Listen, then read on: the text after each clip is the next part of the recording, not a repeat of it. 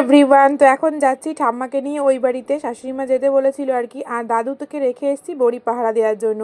তোমরা সবাই জানো বড়ি দিয়েছি তো ছাদে তো হনুমান আসে, আরও পায়রা পাখি কত কিছু আসে। ওই জন্য দাদুকে বললাম তুমি একটু পরে যেও, আমরা আগে চলে যাই। তো টোটো একদম আমার বাড়ির মানে মধ্যেই নামিয়ে দিয়েছে। আর এখানে দেখো আয়ন সোনা খেলা করছে, ঠাম্মা এখানে বসে আছে, আর মা রান্না করছিল। তারপরে মাথায় ওই যে গামছা বাঁধা ছিল, স্নান করে এসেছিলো, তো এখন গামছাটা আর কি মেলে দিচ্ছে। তো এখন দেখো শুধু হাঁসের মাংসটা রান্না হচ্ছে, আর বাদবাকি সব রান্না হয়ে গেছে। আমার ঠাম্মা দাদু মাংস, তার মানে যে কোনো মাংস খায় না, ডিম খায় না, তারপরে হচ্ছে অনেক ধরনের মাছ খায় না, ওই ছোট ছোট মাছ এগুলোই খায়।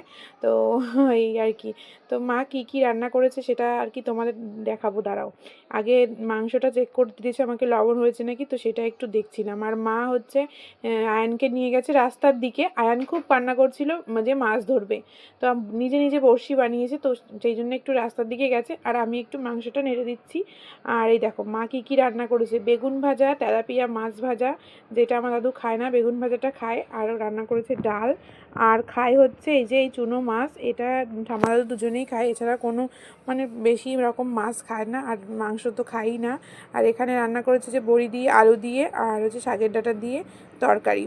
আর আমাদের জন্য তো আছেই এই যে মাংস। আমি না ভীষণ হাঁসের মাংস খেতে ভালোবাসতাম বিয়ের পরে, কিন্তু এখন অ্যালার্জির জন্য আমি একটু কমই খাই।